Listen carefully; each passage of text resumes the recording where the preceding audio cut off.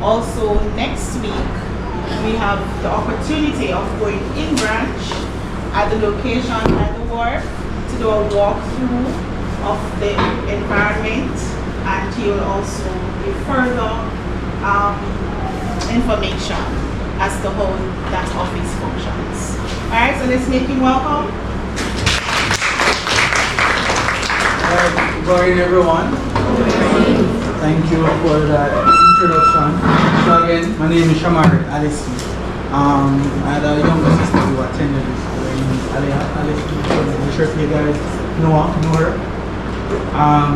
I'm from actually the surrounding community. I'm from Trenchtown. I am the branch manager currently at the credit union, the one on the wall. Before that, I was the debit card manager, and before that, call center supervisor, and I started as a call center agent, really, and it's been 5 years. So I'm here to just give you guys, some professional advice as it relates to how to move through high school into, university, then into the working world, right? As well as give you advice on budgeting, as well as how to start your saving goals from now and move, because it helps you really and truly in the future. So professionally, I would have started I started my trajectory into where I am from the 9th grade. 9th grade, I decided, all right, this is where I'm going to make a decision into becoming who I want to be for the future. I went into a bank one day and I saw a gentleman dress, and I said, all right, he's who I want to be. And I decided at 9th grade that that's the person I'm going to emulate going further into my career. Dress the part, look the part, act the part, until that became who I am today. So in 9th grade I decided, I can't deal with the sciences, they're too hard. Not that they're too hard, but this wasn't my thing. While I was getting a 95 in a POB or OA or accounts, I was getting a 75 in a biology or chemistry. And I realized that even if I applied myself, I could have done more. However, based on who I saw and who I wanted to be, the decision was very easy at that point, right?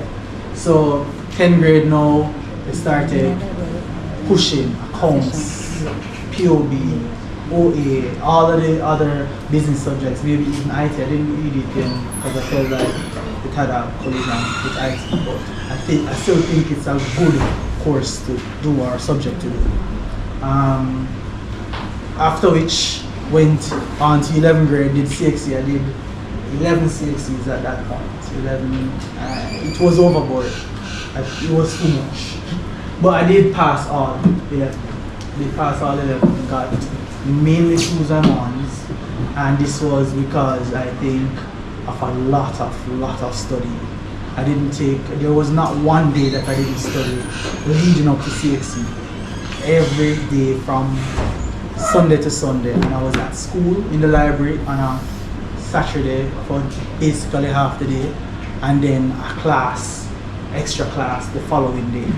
The Sunday, it meant that I had to put aside around 10 hours for just studying. Of course, I took breaks in between, different separate breaks. And then CXC time came, my exams were behind each other, the day after the day. I mean that Monday, Tuesday, Wednesday, I had one exam on Monday, one exam on Tuesday, one exam. So I try to know as when I'm giving advice for, especially for CXC, I say to students, try starting at 10th grade. Do maybe 2 or 3 subjects. 2 or 3 subjects that you find to be comfortable, find yourself comfortable. Even if it's at the point where you don't feel like you're comfortable or you don't not feel like you're ready, still do it to get the experience of the exam. So by the time when you reach the 11th grade, 5th form, you're kind of ready.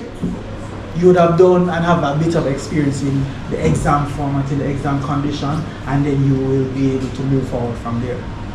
By the time I got to university, and I remember when I got to admin and I gave the lady my transcript of 60 results, she said, why are you choosing business?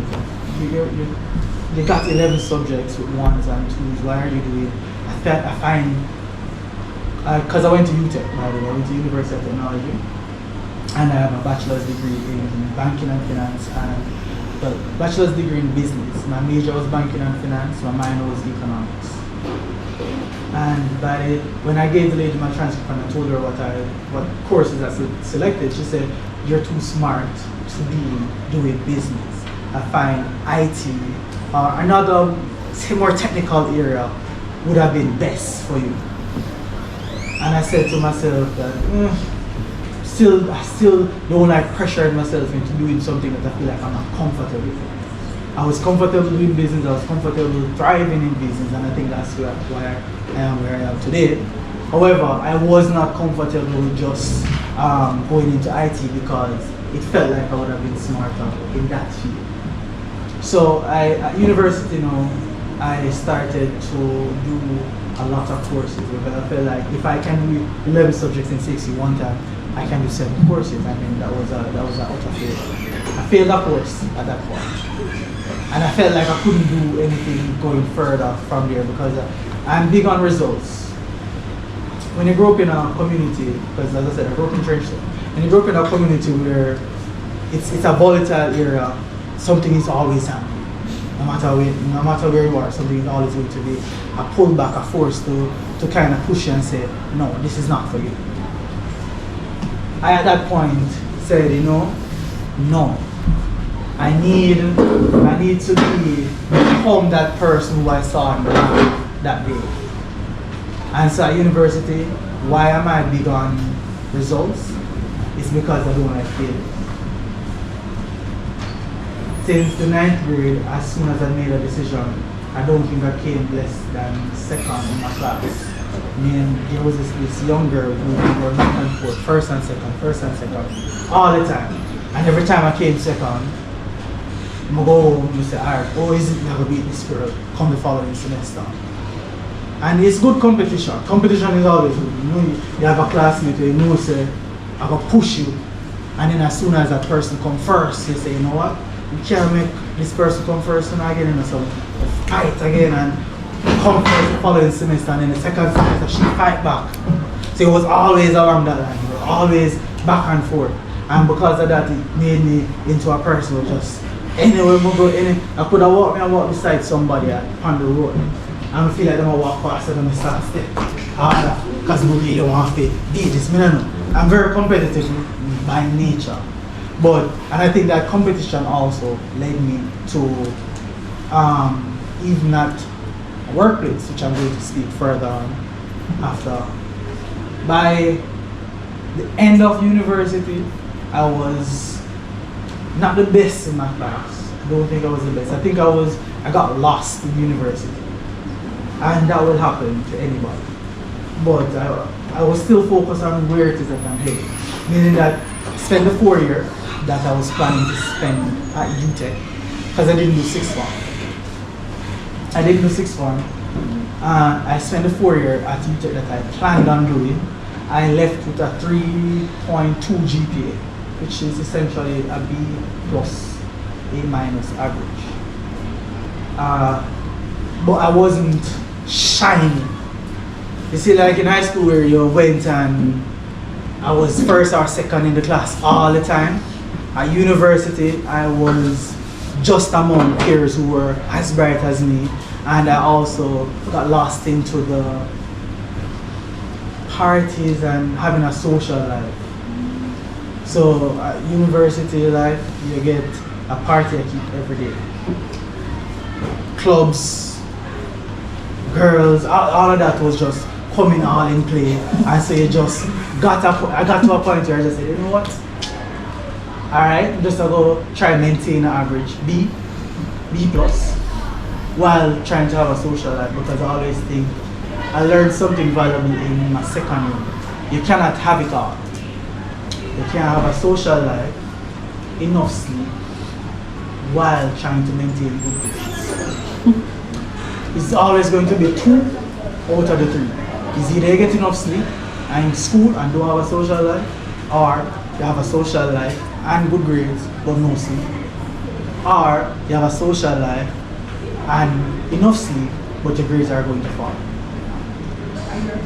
And so, because there's only 24 hours in the day, I opted to have all three essentially, but maintain a B plus average, have a steady social life, and still get at least 6 to 8 hours of sleep, or else I don't think I would have been able to function. So, after university and I finished the 3.2, which is, as I said, essentially a B, I felt like because I always made it a duty to research. To do a master's degree, you need at least a 2.8 GPA after you finish university. For most courses, for most master's courses. And I said to myself, if it is that I want to get further, I at least have to maintain that average at university, which is B plus average. As soon as I get to final year, which is the crunch time, because you have to select your major or minor by your, if you're going to UE, if you plan to go to sixth form and then go UE after. And I think both universities now require you to go to sixth form.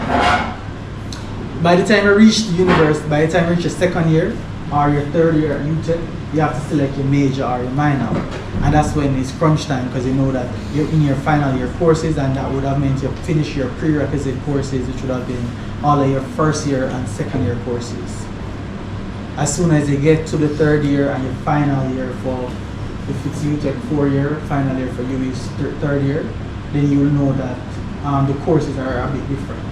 And you will have to then sit down and ensure that you can't fail any of these courses, because then those courses normally they go by credits. And so by the time you finish one credit, if you fail that one course, it might pull back a GPA to a point of no return. And you don't want that. Because then, as I said, you pass going to university and managing all your social life, and your school life, it requires you to be very focused on where you want to be in your professional life. So for me, for instance, being a branch manager before 30, in a corporate job, it required me to be cut above my peers. The batch of persons, as I said, I started in the call center, I started taking calls to say, hey, how can I help you today? This is your account information, blah blah blah. And then I was hired in a batch of persons. But I started at the university hospital at 22 each week. When I started there, I was an inventory clerk. And I remember saying to myself that this is not my dream job after I finished university, but I needed something to do. I needed experience.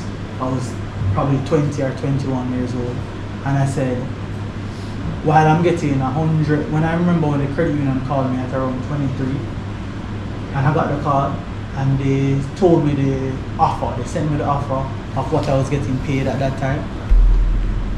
It was less than what I was getting paid at the hospital. I took the job because I said, it's in my field. I don't want to be an inventory clerk. And I thought the opportunity that I would have gotten at the hospital, at the credit union, would have been way more in my line of work. Even though it's a call center they call me about. And I remember at that point I'm getting paid $120,000 at the hospital compared to around $90,000 at the credit union. And I still took the job. And when I have a mentor, I normally try anywhere. Once I was going up professional, even though where I am in my stage, I still have a mentor, And I had a mentor who I spoke to about it. I said, hey, I'm going to take this job, even though, and it's always good, I think you guys should have mentors. You find somebody who you look up to and seek advice for any complicated decisions. It could be a teacher. In high school, I had one teacher who I asked about every single thing. Can I do this? Can I do that? How should I go about this? In university, he was an upper school student, a person who was in final year. When I started professionally, it was the CEO I approached. And I said, hey, he was a gentleman, Mr. Barkley. I said, hey, I look up to you. I find that you're somebody who I really want to be in the future. And I just want guidance as it relates to how I can move forward.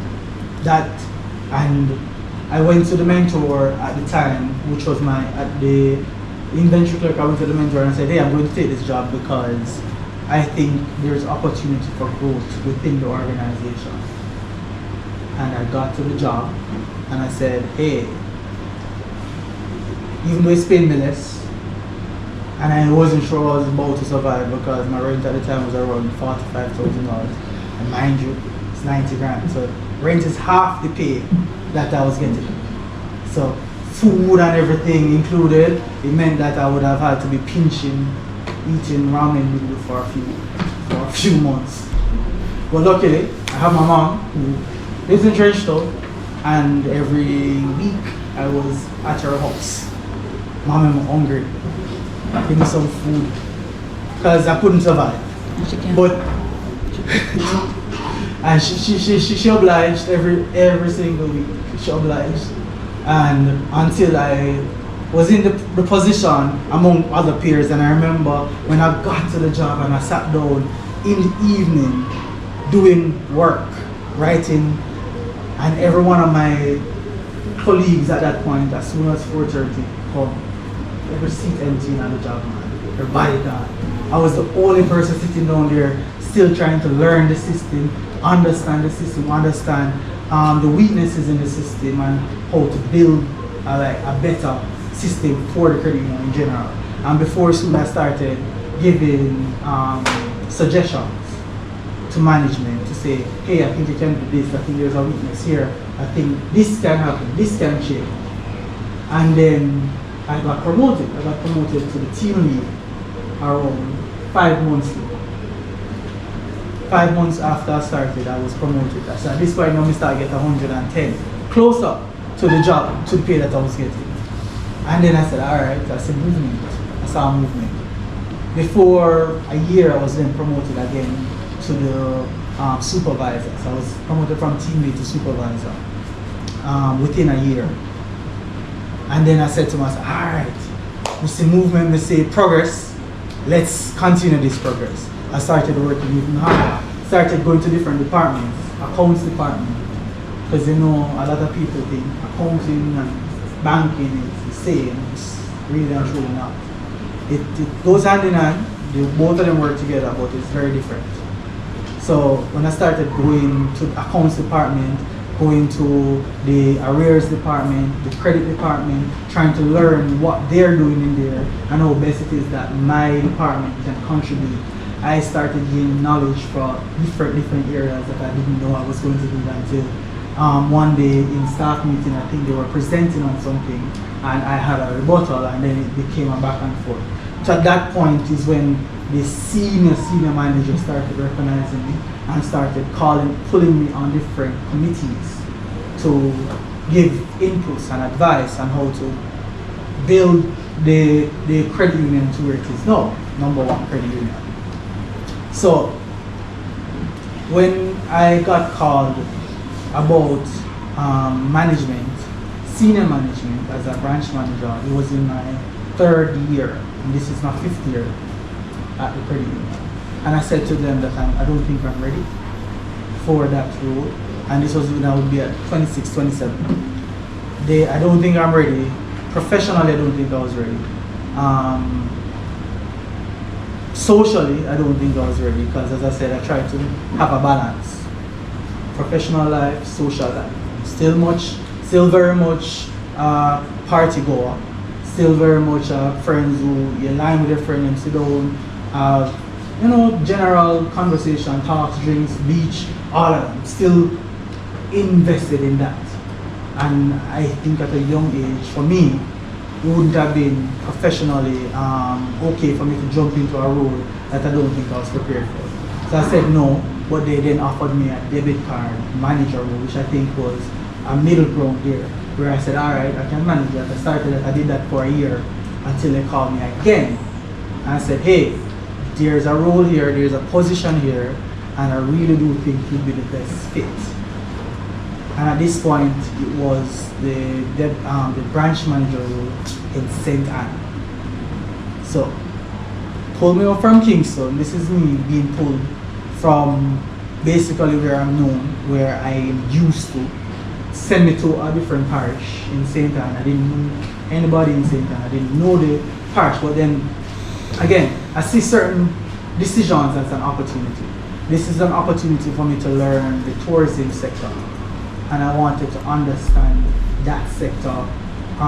If I'm going to be that person who I saw in the bank years ago, it means that I have to understand different sectors, how to manage it, and how to navigate through it. Which is 1 year later, they send me to New Progress. This is now shipping, marine, and also trade.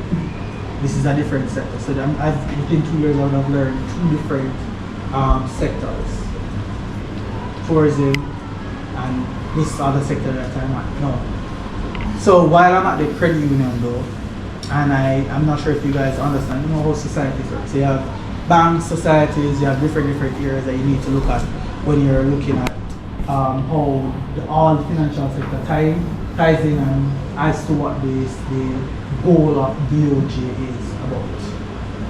And I'm sure you guys have really good teachers there, because I've had conversations with them.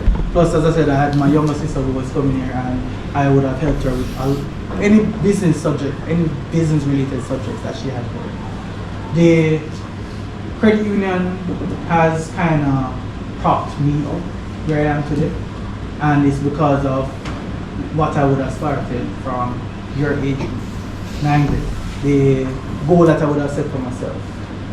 If I want to be the best at anything at all I need to be, then it's about positioning myself in the trajectory to be where I am today. So, there's a lot of other things that I wanted to touch on with you guys in regards to like budgeting and saving and so forth, because the plan for me, as I said, started from as soon as I left university. I remember getting my first car within university while I was in university, and that's because I started saving really early. But I have the luxury that I know within a household sometimes it's hard to find funds, and I never had this, I wouldn't say struggle for student loan or any of that, because I had a family who kind of helped in that regard. So as soon as they heard that I was successful in my application to university, which I don't think there was a doubt, because of my grades from high school going into my subjects that I got from university, they said, all right, Shamari, here's some money, this is your school fee. So I never had to worry in those regards. So any money I got, any money I started working, it was literally savings. I didn't try to do as much as we went to party. We probably go carnival, probably go on local party at Keeper, UTech, anywhere at all. I always had a vision or a plan to say, all right, I want my first car before a certain age, or my first house at a certain age. I wanted to ensure that before 30, I am set in position myself to be more like somebody who is financially stable, and that was the goal. So when I get the question a lot, why are you not married? Why don't you have kids? And the answer was always, not ready yet, can't afford it. And I think that comes at any point in time after. I know I'm at a stage where I'm like, alright, it can't come at any time because I've saved enough. I've partied a lot. I've done what is required of me to be at the stage where I am now. And even though I'm going further, it's at a building, I'm still at a building stage in my life where I'm comfortable enough to make any decision I want to make with regards to my life. So what I'll do now, I'm going to break here and ask if you guys have any questions. I don't want you to fall asleep on me. I want you to ask any questions that you may have throughout that part of it before I jump into the professional, what you guys can do, what you guys can do to be, a professional person in whatever field that you choose to enter. So, I'm going to ask if you throw it out there. Do you guys have any questions so far? Any comments? Any, How did you commit yourself to school? Make him stand. thanks, Just random question. How did you commit yourself to start focusing on school and start studying? what's your name? Regime, bro. Roger. From Roger, bro. Alright, Roger. That's hard. Because even though I'm doing CFA, which is a chartered financial analyst, it's like an ACCA. The commit to study, as I stated, would have started from in high school. Essentially, I know that whatever it is that I wanted to do, it required me to study for at least 3 hours. So my friends got annoyed with me up until a point, even in university. We'd be at a party and me I tell them, bro, you remember say, in a class with sir and say such and such and may I remember, and I say, say just come back to me and start quiz myself in at the party. And then they started saying to me, Shamari, bro, with that party, chill.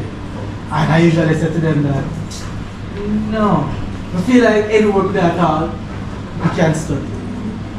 So if it is at that point, then when I get the response I wanted from them, I pull up my phone, because nowadays everything depends on my phone.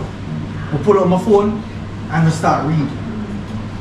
If I don't even want party.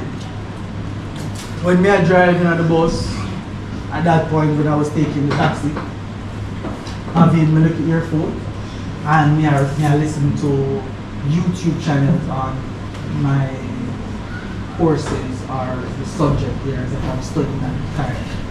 Now in my adult life, what I do, I listen to podcasts or sometimes same YouTube channels while I'm driving. I'm listening, and because I'm the type of learner to be listening to things over and over, that's how I learn. So because I start listening to things over and over and over again, I learn from that. So if you want to commit to something, you have to find out, probably you can do a test yourself to find out what kind of learner you are. Some persons are visual, you have to be reading and so forth to learn. Some persons are audio, meaning that you have to listen to something over and over again like me. And I learned my method, which for everybody might be different. I have to be listening and I have to be doing things repeatedly to get it. You understand? So I committed to at least 3 hours a day to study. And up until now I still have that commitment. 3 hours a day, it could be 3 hours in breaks, 3 hours straight.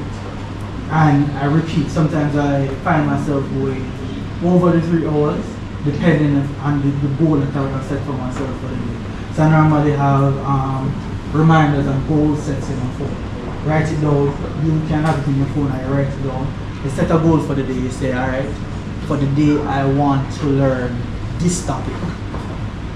And it would mean that even if it's going to be above the 3 hours that I set for the day, if I don't learn it within that 3 hours, then I have to I continuously go at it until the end of the day. If my goal not complete, the following day now I realize and say, alright, maybe I approached it differently. What do I need to do now to achieve the goal that I didn't achieve yesterday? And then I go at it again. From a different angle. Any other question? I hope that answered the question.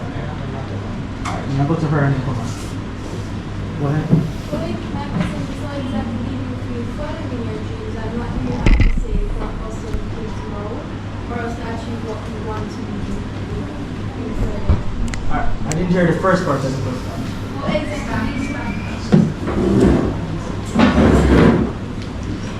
exactly do you feel when you're like in school following your dreams?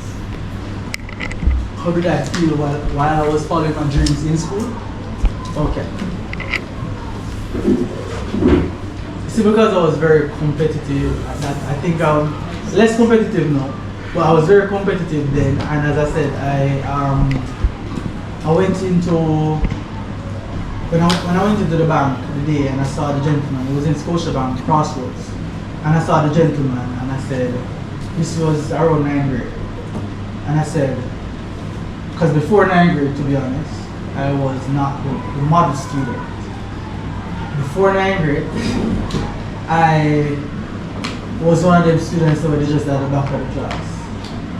I remember again, like I came around 32 out of 35 students in that 8th grade, and I would go home and my father said, "We can't support this." You know that meme where that brother then, "We can't support this anymore. Get out of my house." You know that meme there? Father said, "No, we can't support this. You cannot stay in my house and I get them grades and I can't do that." And at that point, I was one of them kids that did probably live a kind of luxury where my father sent me money every week essentially. And I get money for go out, go watch cards with friends and movies and so forth. Everything get cut. All of that get cut. They have a PlayStation 2 that get taken at that point. And I remember among peers, you want to be with your friend. You want to seem like you can keep up. You understand? You want to go movies, you want to go Devon House and go sit down and eat ice cream with your friend. And when that get cut from you, I couldn't do all of that. You say, alright, I have to go settle up. I have to go settle up. And at that point is when I started to commit and made toned down the idleness and started focusing more on school. So by the time I reached 9th grade and saw that gentleman, I said, alright, I could have seen myself being him. I think he looks financially free to me. He looks like he can afford life. And I said, because again, looks and perception is a thing. You look like who you want to be until you become. You say, you walk the road or you act like it until you're like it. I looked at the gentleman and I said, yeah man, you look financially free, you look good, you look like say he could afford life. He can have kids, he can have a house, he can have a car, and probably have a raft for it, and I don't even know. But that look made me say, I have to commit to this. Commit to high school learning. And the dream was at that point is to become that man. And that was what held me. That held me up until around university. Does that answer the question? Alright, great. Back to you. How did you get better at the courses you failed? How did I get better at? At the courses you failed. The courses I failed. I failed one course. It's a course called econometrics. And up to this day, I still hate the course. Because I failed it. One, but it's because it's hard and I always feel like when you're doing anything at all, once you require math and reading, it never made sense to me. I felt like math should be on one side and then reading should be on the other side. But then I started to understand that it goes hand in hand. Once you can reason, you're good. But I think the first time I failed the course is because I sat in that class and I never understood one word that the gentleman said. Looking at the board, I remember clearly know that looking at the board while the teaching was happening, and I just saw numbers and words in one equation or formula, and it was really long. I said, this is not for me. At that point, I felt like I was going to not make economics my minor anymore because of that one course and choose something simpler. But then I find myself in a situation where if I find something too hard, I tend to just knock out because I don't like anything, because I'm a challenging person by itself. So if it means that I'm challenging myself harder than I used to, I step back. But then if I had not passed that course, I can't finish university. And I made a decision. So I got a tutor. I searched the entire school. There are notice boards in the school. There are notice boards in the school where I just looked and see if there were any tutors available for the course. And then I went to the lecturer at one of the class and asked him if he knew anybody who can tutor me because they wouldn't have had the time to tutor me. And I found one. And at the end I got a B- in the course after failing. And I don't think it's because I failed the course and went back at it. It's because I applied. I think I tried really, really hard at that course to ensure that I passed.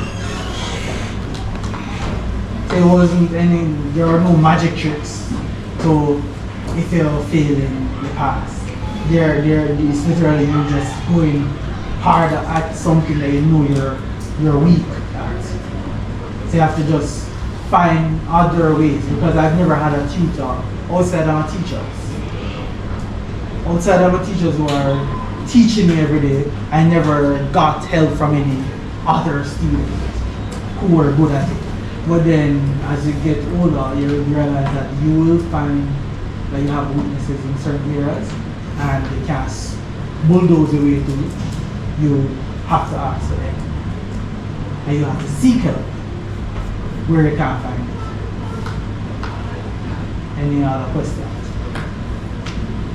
Alright, you then you.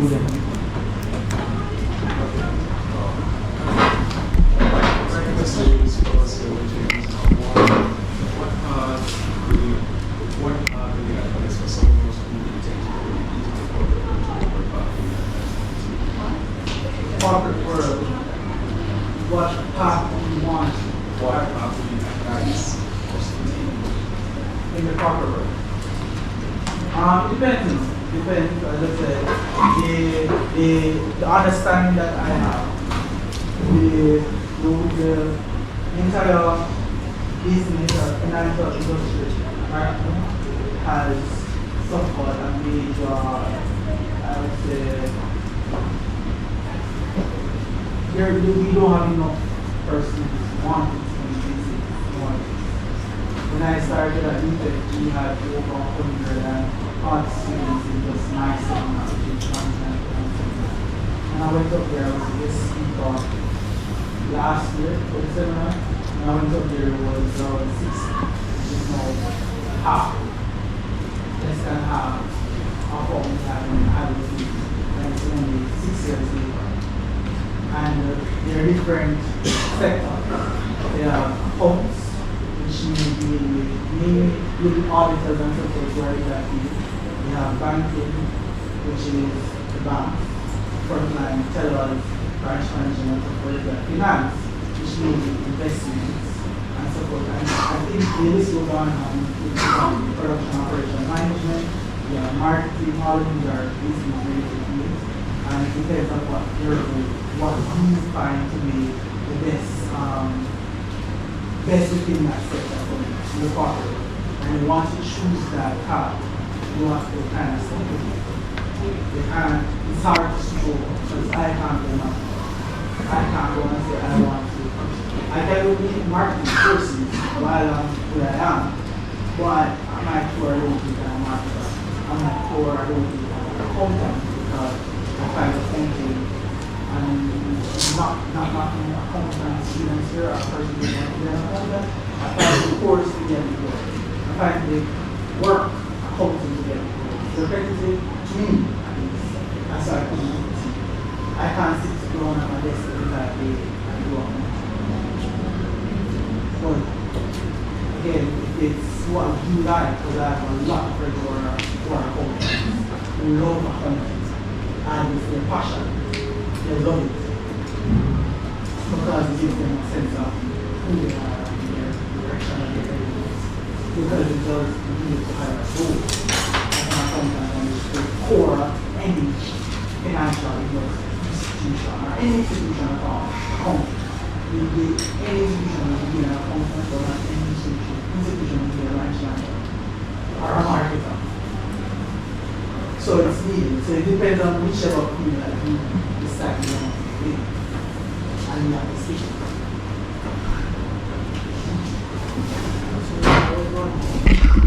about you said you took the hike. I was wondering why you take such a risk when there was no guarantee you could get promoted. So you request that, that's a request. I always try to look at, I'm a half of full-time person. I look at the outside in situation. And as I said, I'm very competitive. Because of my competitive nature, I thought at any job I took, anywhere I head, anywhere I step into, I'm going to stand with my authority, my need, and I'm going to excel. So because I knew my strengths, I know what I'm capable of. Even though I knew that I huge risk of taking a job at this stage, way less than another job, I knew at that point, looking at the hierarchy, because I would have done my research, look at the country versus where I saw that the hospital, there was just only 2 other steps to go. See that things I'm supervisor, because I'm not a doctor, I can't be an support. They're supervisor towards my department or go as an accounting, the accountant position in the hospital. And those are the only 2 roles. And I'm not an accountant either. So the logical to me is, alright, there's no room for me to go here. And when I look at other companies, the call center, their customer service representative, that's kind of customer service officer. We have telesupervisor or senior loans officer. There are so many other roles that you could have gone into while starting and said, alright, I'll take this. That's what I did. So you have to do your research initially to see that what would be best for you, what decision would be best for you, and then you move to that.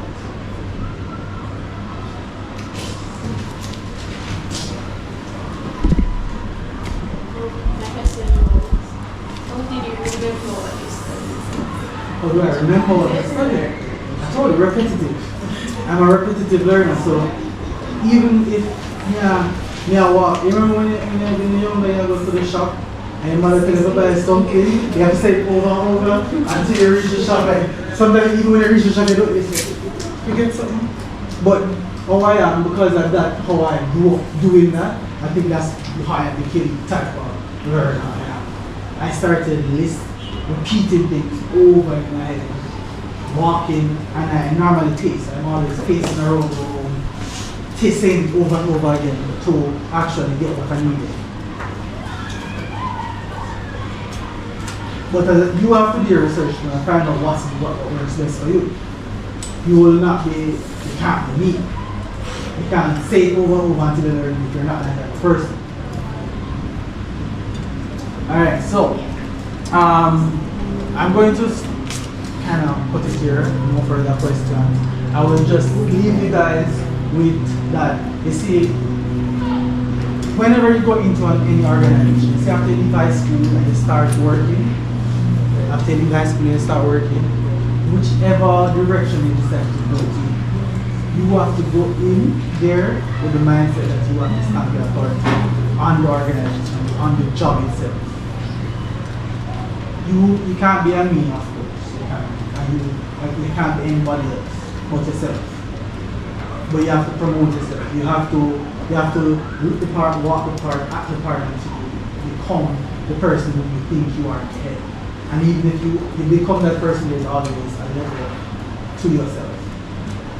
You can always level up. Yeah? And if at any point in time you doubt yourself, I don't do the thing where I go in the mirror and talk to myself. I have my supporters. And my supporters are my friends. Family. They're the ones who are called upon 3/4 of the time. Hey, I'm having some doubts as it relates to this, and my friend of mine all the time. I know Shamari, you're the best, And I tell them, listen, I know what you call young you do this, do that, buy them car, buy a house before they reach their age. Listen, you have to be a job. And that's how I sometimes come up with the phone and I say, I didn't know this already, you know. but you know this already, but it's just knowing and knowing that these persons are behind you 100%. You'll start to feel better. You understand? Somebody have doubts with their job in school that I'm not doing enough, I'm not learning even now. You say to myself, nah, I'm not in a class, I'm not studying, I'm not reading, I'm not get it. And then we just have to step away from the book for a minute and then come back. And I said, me approach this one. Me not to summarize because we know we're bright, we know we can do it. But why am I not getting it? Why am I not seeing at the end what it is that I need? And then I step away, come back, look at it from a different line, and then I approach it again. So again, any organization, any situation you find yourself in, when you step in, the person is supposed to know, so you, this is you, and you're not here to be another person, you're here to be yourself.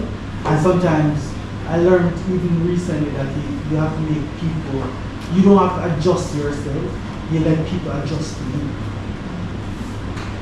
And I consider myself as being disruptor. Not in your terms where you're coming to class and disrupt, but I step into any organization and I want to, and I disrupt. I change for the best. I change however I see the perception of persons. Because my colleagues now look at me very differently. People who I started with, I have grown tenfold above. And that's because I came in and disrupted. I changed things. I didn't stick to the status quo. I didn't come in and say, I'm going to just sit here and just chill. I saw that I needed to be where I want to be, that gentleman in the bank today, and I said, all right, that's where I'm headed. And nobody disrupted that vision from me. I kept on that path. So, I think I'm going to end here. Thank you for having me today. You guys have boys there, something here. Maybe I can come back further speak on some other topics and further try to help you guys with professionally.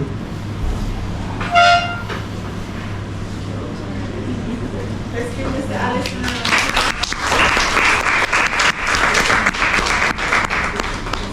Shanika will have something to say, sir. Let's give her a clap.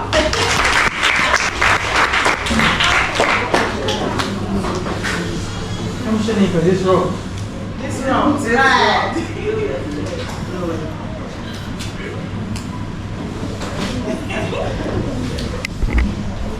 Step out of our comfort zones, huh? Yes.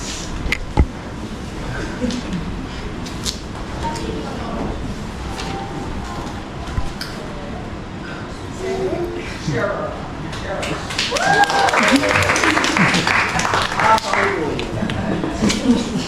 I just me alone though now. Okay, sir, on behalf of everyone, I would like to thank you for coming and speaking about your experience and giving us advice on the working world. For me, I'm not sure if I'm speaking about everyone, but for me, I feel motivated to move further into a career that I'm comfortable with and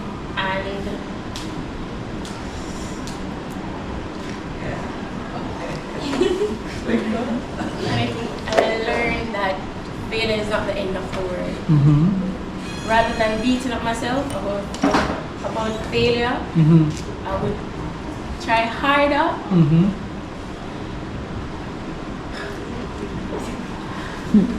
You're doing a great job. Yes. I would try harder and harder to overcome what I fail, rather than to give up entirely. Right. And also,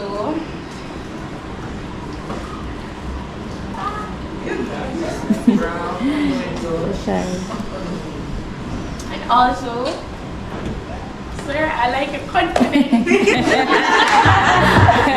Like, sir, I cannot do this. And talk to sir. Yeah. You're learning to over time. I would like to be as confident as you. I swear. You'll get there. Yeah. You're welcome. You're welcome.